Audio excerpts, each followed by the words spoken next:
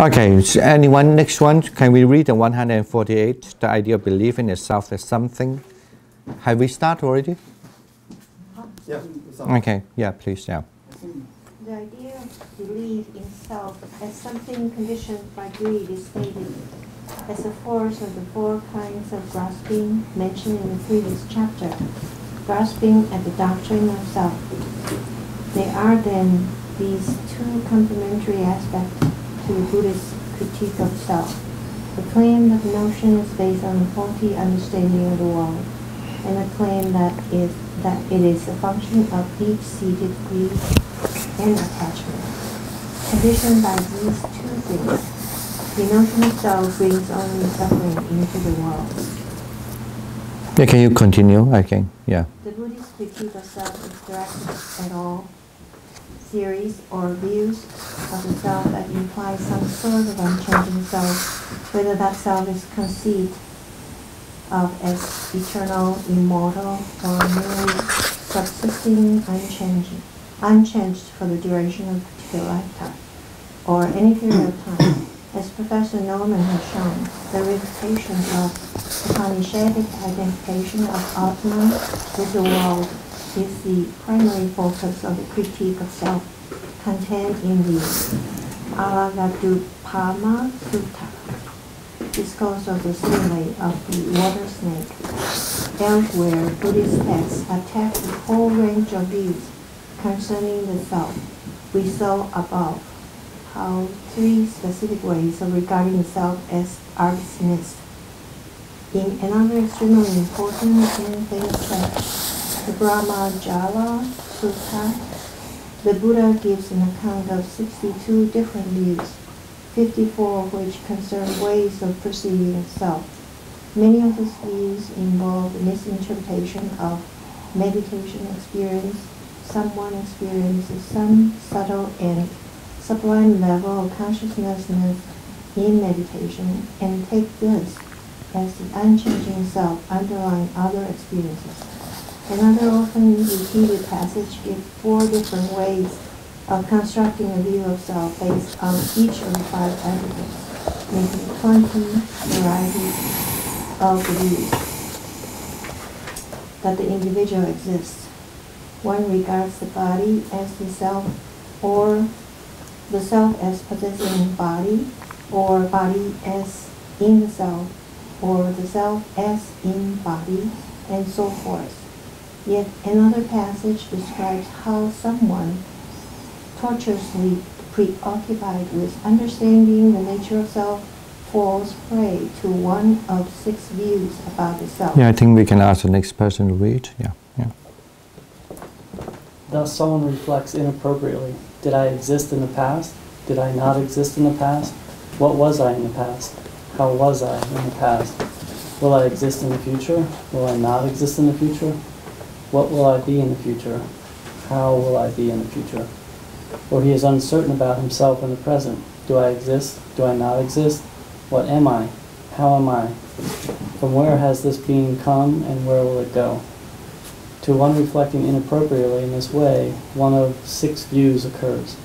The definite and firm view arises: I have a self, or I do not have a self, or by the self I perceive what is self, or by the self I perceive what is not self, or by what is not self I perceive what is not self, or that which is myself here, which speaks, feels, and which experiences at different times the results of good and bad deeds, will become permanent, constant, eternal, not subject to change.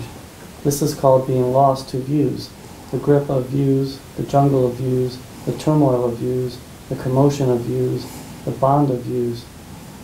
Bound by the bond of views, the ignorant, ordinary man is not freed from birth, old age, and death, from distress, grief, and suffering. Yeah, please continue. Yeah. In this way, Buddhist thought sees us as being seduced by greed and ignorance into constructing all manner of views, opinions, and beliefs about ourselves. Sometimes the view is founded on elaborate, but from Buddhist perspective, faulty reasoning. For some, it is everyday experience that mislead them into believing in a self. For others, it is more more subtle experiences of meditation that mislead. All right. Any comment? Questions?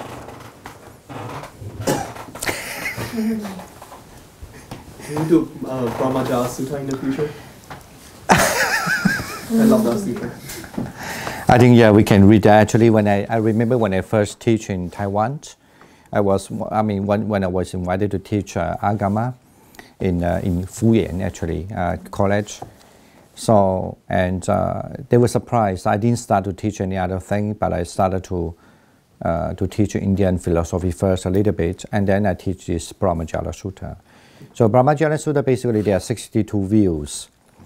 And if you totally understand what these 62 views, you'll be very surprised all the time. You might be falling into one of the views, which is in the Buddhism mean that when you have these 62 views, then you are never in really in the correct way understand the Buddhist teaching. Certainly mean that you're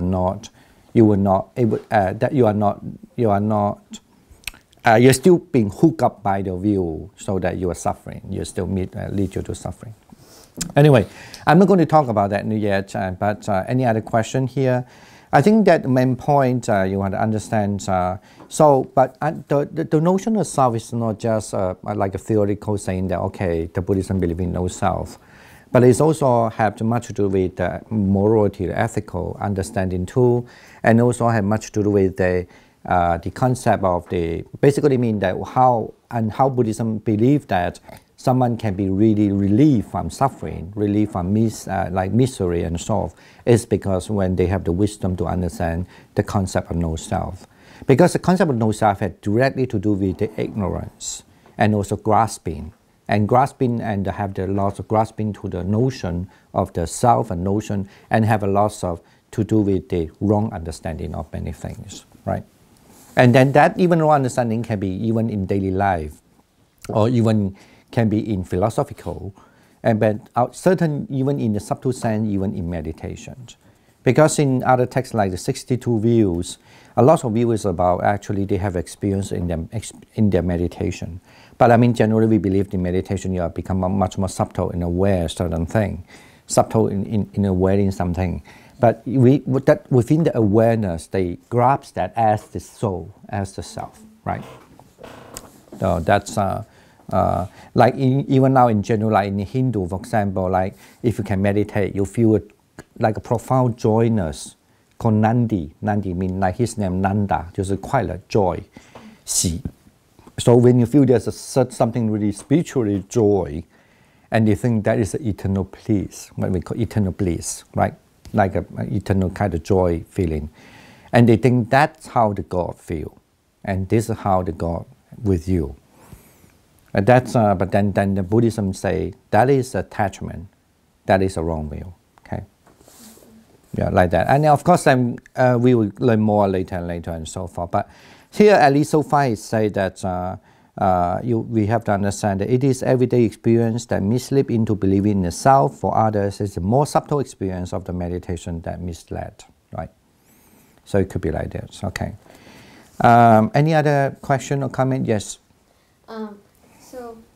You should come here all the time. Otherwise, I will be very quiet. Nobody asks questions. I'm not discouraging you, but actually, it's good. You know, that somebody really. No. Yes, please. Yeah. So, like in America right now, I think there are like some people which claim that like they've reached enlightenment, and like what they also talk about like. Really, I never know that. Like, I mean, like... I just know somebody have conduct a class in China that you pay 10,000 Chinese money for a class that guarantee you to become Arahant. Okay. Yes. And like, so, like, when I listen to some of the podcasts, they talk about like, they also say there's no self, and they say that there's only knowing or awareness. And like I know in like Vipassana we also talk about like awareness and like mindfulness, but like from what Buddha's thought is saying, it seems like since nothing is like permanent or unchanging, like awareness itself may not be like unchanging and like. I don't get it. Like Awareness. my understanding. So I guess like.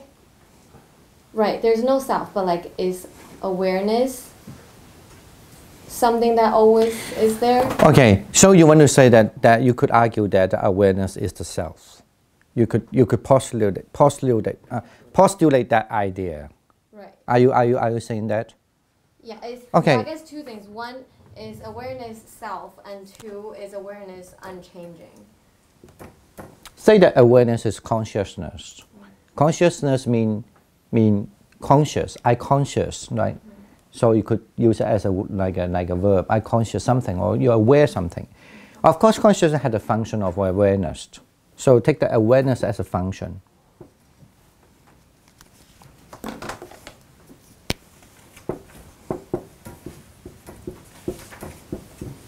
Of course, consciousness have the function of aware. So, but do you think that every moment you aware the thing, in one moment to another moment, are the same awareness? It's not the same awareness, but like it's the ability to be aware. Yeah, you have the ability to be aware. Does it mean that you have a self there? You have the entity that not changing? What you're aware of is always changing. No, not only what you're aware of, even the aware itself is changing all the time. Not what you're aware, it's the aware itself. The awareness itself is changing all the time. Does it or not? I don't have awareness when I'm sleeping, but that's also because I'm not that great at it. No, don't forget about sleeping. I'm just saying that you practice meditation. Usually you can talk in meditation because practice more in a subtle way.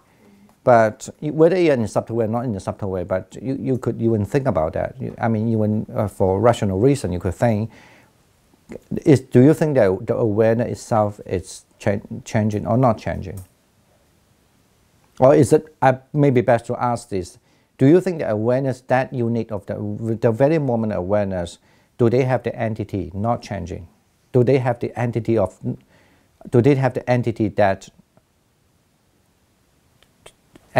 not changing entity, or you could say unchanging entity? If I could control my awareness, it would be great. It's not about control. Just say that you're aware now what you're talking, right? So now what you're aware you're talking, but like now you're sitting, you're aware you're talking now. You're not. You're aware that you are not reading, but you're talking. That aware, you could understand as a consciousness, and that consciousness is changing or not changing. The very moment you're aware you're talking, and then the next moment you're aware that you're talking, do you think they can be the same entity that not changing, or they are different thing? They are the same thing, or they are a different thing? I mean, just the fact we have 6 consciousness means it's not constant. No. Don't. That's you're talking. That's too complicated. Just say something very simple. I mean, also consciousness is based on conditions. No. If you don't have the contact, you cannot have the consciousness. No, that's you're talking about the connectedness. I'm not here to refer to. I'm just only referring that one point is that what you aware, the awareness itself is changing all the time, because you cannot find the same awareness in one moment to another moment. Okay. What does that mean? The same awareness, or different awareness? What does that mean? What if, in the status of a routine, then 心安住的时候，focus, then. That is an interesting question. This is why you are asking about the people when they have a jhana. So when they have a certain, their mind can be stay in a stable state for some times. So like routine, when you mean in the jhana. So that's the reason why in the 62 views, it said that the people when they have a jhana, when they don't understand the no self, the concept of no self, they believe that that's a permanent part. And that is what is underlying the consciousness or the permanent consciousness stays. And that sometimes they refer that underlying consciousness as the Atma, that means I. And this small Atma is the one that can unite to the God, to the big Atma. This is what in talking, just now we say the Sutra talk about 62 views. That's a little difficult to argue about because... So the concept is wrong, it's not correct? Of course, it's not. If it's correct, then the Buddhism will never exist. Then Buddhism will become Hinduism. Then they will believe the same thing. And the Buddha break through this concept. Why he become enlightenment is because he realized that was not the thing. That was not the case. Okay. So how we understand that, then that is a big story. But that's why I say that's a little difficult, because difficult in terms of, because when you don't have experience, it's very hard to address that issue.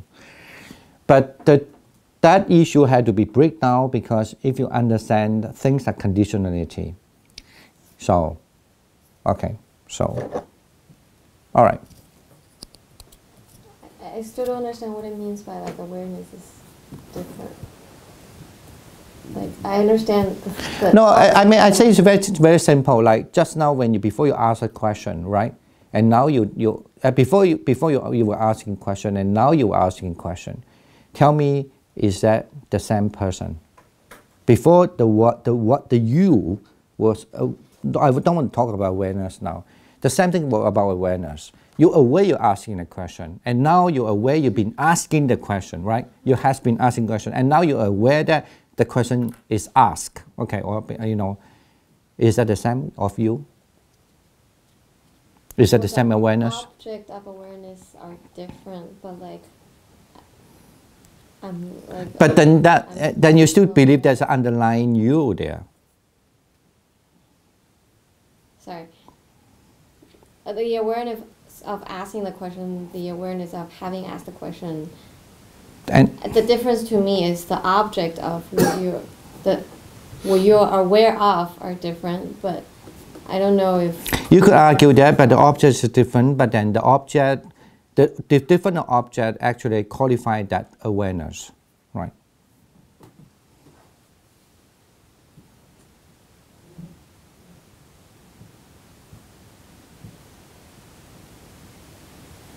I don't know. Okay, probably I could explain this easier in Chinese. Yeah, just say it in Chinese then. Okay. 好像说你现在的脑子里面的你的脑波，你那个 image 是 aware 你在做这件事情，然后你又 aware 你在做另外一件事情。你前面的一个脑波的 image 跟后面那个脑波的 image 是不一样的，所以你的 image 一直在变。对，但是你还是 aware。对啊，所以你的 awareness 是不同的，你这个 awareness 哦。Right, but the ability to be aware is the same. No, you're talking about ability. Of course, the ability doesn't qualify a permanent thing. You're saying that because you can aware means that there's a soul. That's strange. Why do you say that? That because you can aware, that means you have a soul. It's the soul that makes you aware. Or the awareness itself is a soul. It's like saying if you can hear sound, that means you have a soul. Yeah. Does it mean that? So then the loudspeaker or the earphone, is earphone? Earphone, yeah. Earphone have their soul then.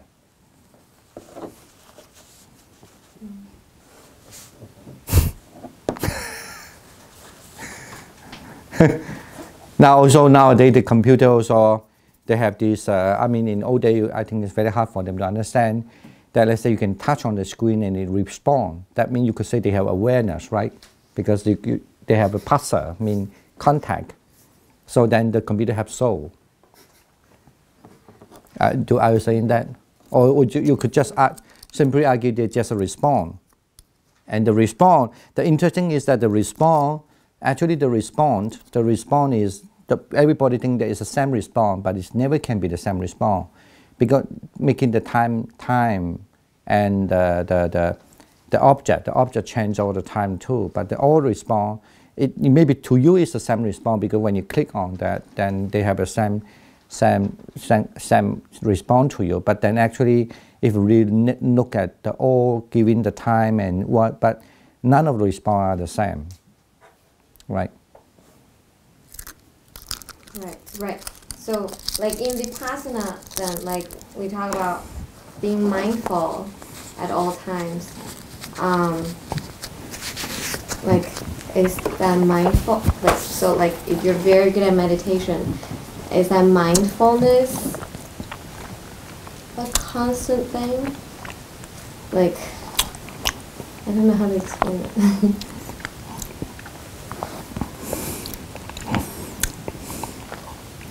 I might be something wrong with myself. I don't know. I don't understand what's the problem of the soul there.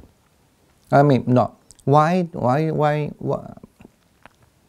is it the understanding of soul is so important? Okay, I think she wants to know, is there a central commander in our mind to control our awareness to focus on this or focus It's not a central control. Of course, you have your memory. Your memory always giving you the condition to control what you want to make the decision. How do you build up your habit? Right. So, like, yes, to remember. But, like, that's not my question. I guess my question is, like,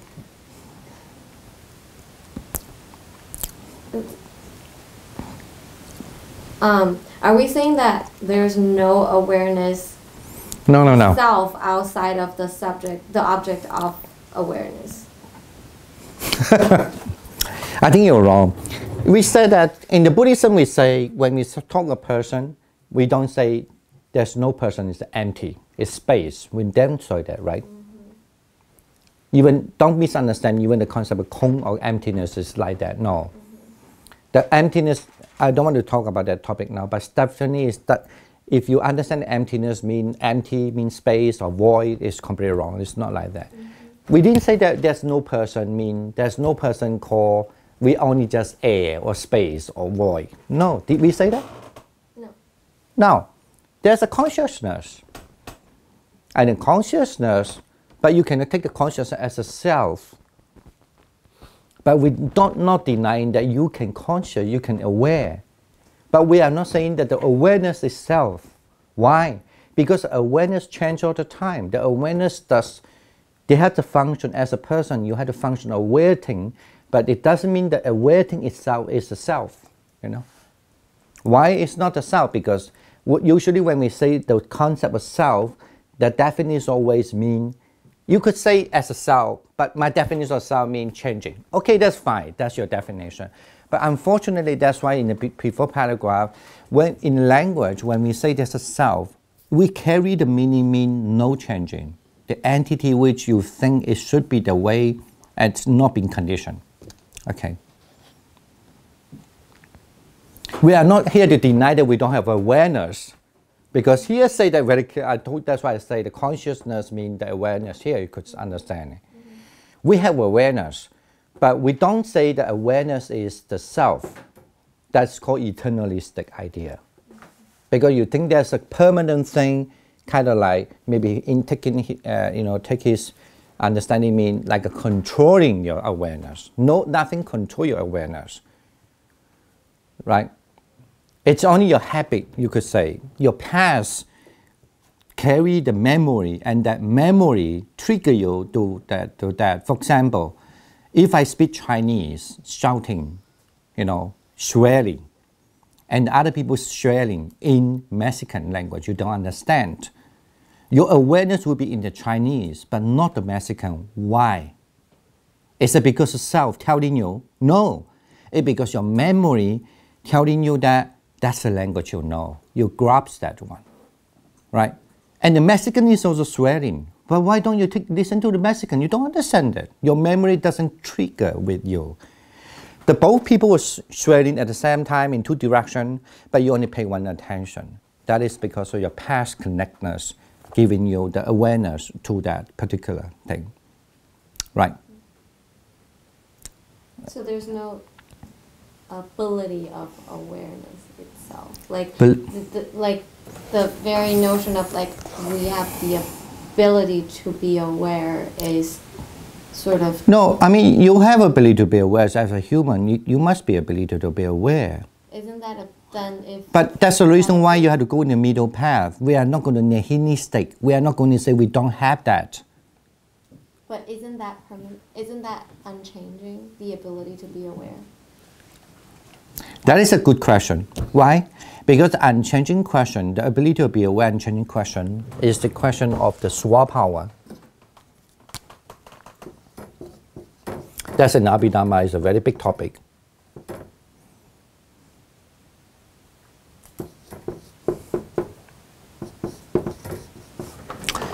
And if you learn Abhidhamma, like either in Pali Abhidhamma or even the Sarvasti Abhidhamma, yes, the ear must have the ability of listening.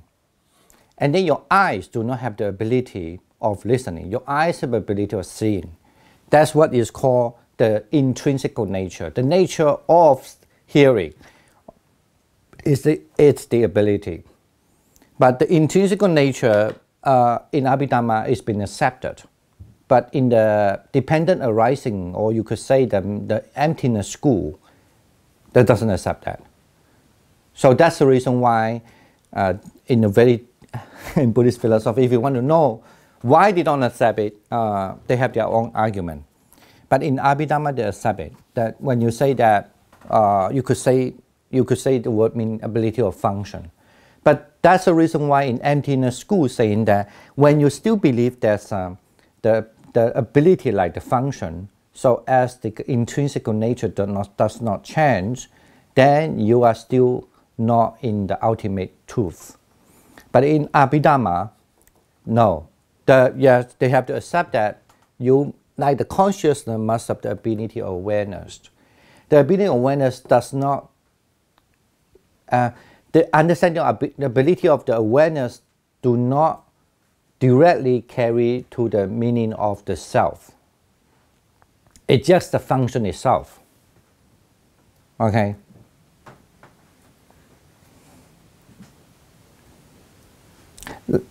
Like I say, if you have consciousness, then your consciousness will be ability to aware things. So why you always have to take that? Because I have the ability to aware things means that I believe there's a core self there. But an emptiness school, they still think if you still carry this concept, you are not completely clear understanding of the no self. I want to say that in different schools have a different approach about it. One does not think that the ability means swa power. You have kind of the nature, the intrinsic nature, as I say, just like a loudspeaker. The loudspeaker, when there's you give in the electrical loudspeaker, when they have a vibration, then the loudspeaker will give the sound. Like our vocal voice, what do you call that? The membrane here. So when the vibration is there, so then you can make sounds. That is kind of what we call the intrinsic nature. It's something that you can within the law, you could say. But within the law, in Abhidhamma system, do not take in that as the self.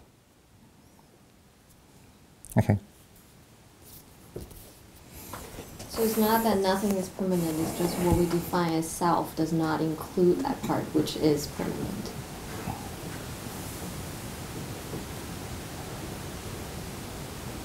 I think maybe you don't. I think your question is because the problem is that because I think that's a good question in a way. It's also another question is like that. It looks like, that's why I say you don't understand the historical Indian, what do you think about the self. Actually, in early Buddhist, in early historical Indian, they do not think the self as because you have a function that is a self. They only just want to say the self isn't carry something, not carry certain thing like from the past, almost like you carry your karma. And then it's functioning as they have an ethical function, so that ethical property of the self will, the property of the self, how to say, resulting a person or the self to be born in some good place or not good place. So, and they always understand the self as the entity that given by the God from the beginning. And then in the next life, they will be, let's say the next life they become something else. So usually been understood like a person that do not change, but he only change the clothes. The inner core is the same. We are not here to say about the intrinsic, what we call the intrinsic nature are the same. But that's, of course, this certainly, when you learn more in Buddhism, the intrinsic nature are not, we don't say are not changing, because this is not the term that they are using in the Abhidhamma. Certainly been against by the Madhyamika school, the emptiness school. Actually, the whole emptiness school was arguing is about this point. Because they think that if you still have something called intrinsic nature, that as a function of a thing, for example, even if you believe the earth quality have the earth element had the intrinsic nature of the so-called the roughness or the holding certain thing. You know, the definition of the earth means by holding, then the intrinsic nature of the earth is holding. But then to the Madhyamika school, that understanding of the holding still is not perfectly understand the Buddha. Basically, he would say that that is still not a very refined way of understanding no self. That's why the Madhyamika school comes along. Actually, they are right. I mean, I don't want to go with that now. This is a big topic. They are right in a way because, I mean, they are right is not because that this school was wrong. Because I think if I were them, if I meet a Madhyamika school, I would tell them, we are only talking about when you talk about the nature of the existence. The nature of existence is different from the knowledge of understand, knowledge. The nature of existence is different from the realization is two different things. Because if you want to break through your realization, if you see everything is conditionality, then this so-called, I wouldn't say this part, but this so-called whatever happening actually is still conditioned. If there's condition, so you cannot even claim such a thing called there's a nature. For example, you say that my ears can hear something, right? So my ear can hear because of my vibration, but why my eye do not see? We know the intrinsic nature is my ears because my ear have the reception that can, receive the sounds, but that's conditioned, right? Mm-hmm.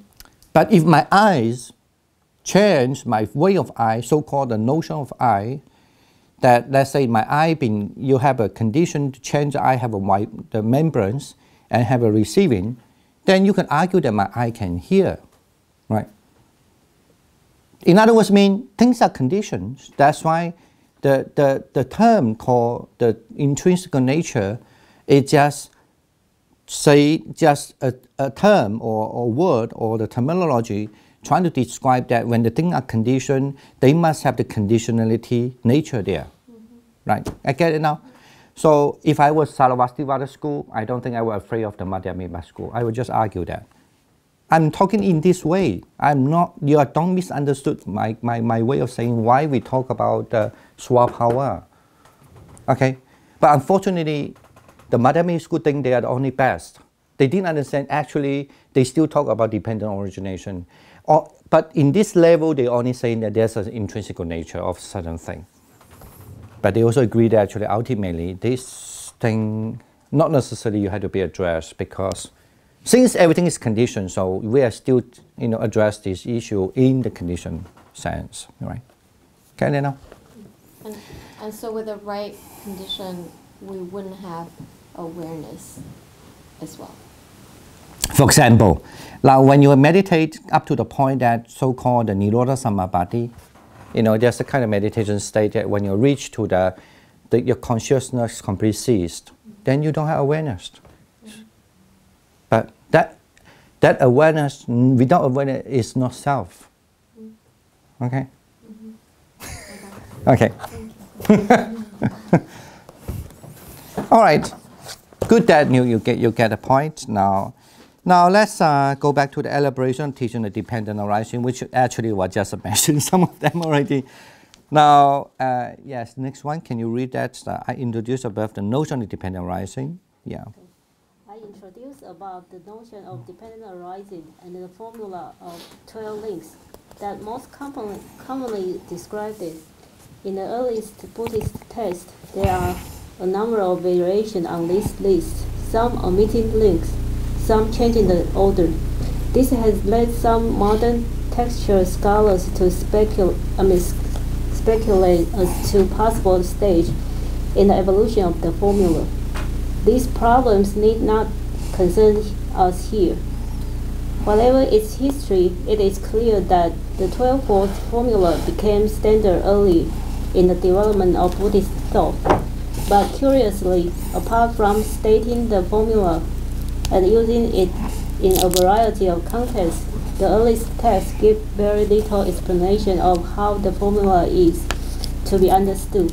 For that, we must turn to the later meaning of the 5th century CE, such as Buddha Gosas, Dhammadipa, and then to Bendu's Abhidhamma.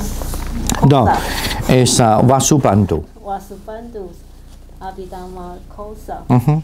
Both Vasubandhu and Buddha-gosa present as a standard way of taking the 12-fold formula as relating to 3 different lives of being. CF Table 3. Table 3.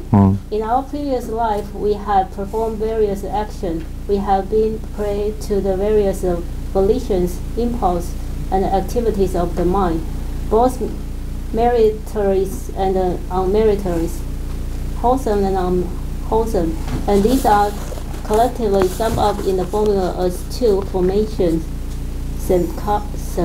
samskara. Although some of our actions have been wholesome, we never entirely succeed in freeing ourselves from a fundamentally distorted and partial seeing of the way things are. Like a blind man, we stumble from the right road to the wrong road without really understanding what we are doing. That's one ignorance of idea as a positive misconception and not the mere absence of knowledge forms the background to all our past action, and so the formula begins, conditioned by ignorance of formation. Okay, I think you can leave it to someone. Who's the next one to read? Are you? Yeah. Okay. In the present, we are here to these past deeds. In the process of rebirth, at the moment of conception in our mother's womb, we come into existence with 3, a mind or consciousness, vijnana, that is directly conditioned by this past deed. In turn, this consciousness gives rise to form, our basic mental and physical makeup, Dhammadipa, which in turn conditions the physical and mental capacities with which we turn to the world. 5, our 5 physical senses and the mind, ayatana. These are Vasubandhu's. Vasubandhu Abhidhamma-kosa relates these last 2 links to the gradual development of the Fetus in the womb, from the moment of birth by way of these 6 senses, 6 various sensations, Sparsa, and experiences come to us, leading to 7 pleasant, unpleasant, and natural feeling. neutral. Neutral feeling. Vedana. No Vedana, Vedana. Vedana. Vedana is another meaning. Okay. Was a Buddha relates. No, was a Buddha. Vasubandhu. Vasubandhu relates this link to the stage in its development when the child learns to distinguish clearly those things which will bring pleasure and the laws that will bring pain. This world of feelings, some of which we like, some of which we dislike, some of which we are indifferent toward, gives rise to a craving, Trishna. for more of the Pleasant. feelings and the fewer of the painful feelings. For Vasubantu. For Vasubantu, this link is particularly associated with the awakening of sexual passion at Puberty. In response to our craving, we determine on at night, cling to Upadana. various courses of action as the means to bring about the particular present experiences we repeatedly crave, and so we carry out these particular courses of action. As we repeatedly carry them out, they tend become our particular ways of being. Bhava. And so a future 11 births, Jadi. conditioned by these very causes of action must occur, and whatever is born will once more 12 age and even eventually die. Jaramarana. So the process goes on without any known being or end. Okay, all right, thank you. Any comment?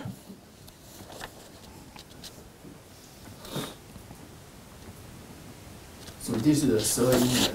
Yeah. Okay, anyway, so we can, why don't we just try to finish this? I mean, this is a really big topic. I mean, this chapter is not very easy chapter for lots of people, I guess. But it's, as I say, maybe more interesting than the next chapter. But anyway, so we still have to finish the chapter, even though maybe we need 1 or 2 days to finish that. I mean, 1 or 2 classes. Can I ask a question? Yes. This 12 links is not linear, right?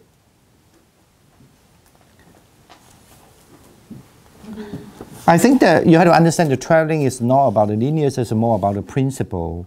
It's when the Buddha postulated the 12 link, what do you mean by the linear here? Because when I first learned about it, I thought it was like it has to go from number 1 to number 12. But later on, I thought that maybe we can mix it up. Of course, they still have to follow the sequential order. But we can just like... I don't know what you mean mix it up. For example... To some extent, you can mix that. So, for example, if we have ignorance and add craving and clinging with ignorance, we can come to a new birth, and that leads right to formation. Yeah, this is why in the dependent origin, this is what we call dependent origination. Some people like translate dependent co-arising, whatever the translation. So if you say that dependent arising or co-arising or dependent origination, it's been explained from many different angles. Okay. Because as I say, it's a principle. And then just like when you have a formula, and then you can apply it to different principle. Anyway, maybe best to say that different angle. Like you could just start from understand from the feelings, because of there was a contact, then there's a feeling. So, and then they have to go on. And then they say that that's as a present moment. And then your past moment is why there's a contact, and that's why these feelings arise. Basically, why this craving arises is because of ignorance. So that's due to because the cause, the past. Anyway, whatever it is, firstly, usually we understand the 12 link, this dependent origination, always understand to begin to learn easier to understand as the, what do you call it in the English? I forgot the term. A cycle of the life. So how you were born from the past until to now, and then how someone have the life, And the life is highly involved in ignorance, so that's why they have this craving and upadana, grasping all the time. And then that grasping take them to the next life. And like that. So then you have the cycle of the life, kind of. Okay. But you can understand this principle, not in this explanation, but the principle in a very moment. In one moment, everything goes there. For example, the Jara Marana, mean the old age and die, can understand as mean changing and disappear. You know. So, for example, like when I see there was a cup of tea, and my eye feel because my eye contact with the cup of tea, so I feel delight. Okay, right? There's a contact. When there's a contact, then I have this what I call this feelings. The feelings is a pleasant sensation on my eye consciousness. So I like it. So that's why I look more. If I don't like it, I don't want to look it anymore. So that's why if I don't like it, let's say that's a cup of tea, but it didn't make it well like this tea actually. I put it maybe 5 days, 7 days a week already. So then I can see that my eye consciousness start to have repulsive feeling. In other words, mean disagreement with what I see, because this is not what I like. And then with that kind of moments, so I don't like it, because if I don't like, then what arises? The grasping, the will, the will of like this is a bad tea, okay, for example. Then because of that, the bad tea, the will, so the existence of the so-called bad tea is there. Otherwise, there's no such thing to me for being bad tea, right? So when there's existence of bad tea is there, at the very right moment, the existence of bad tea arises, that condition to what?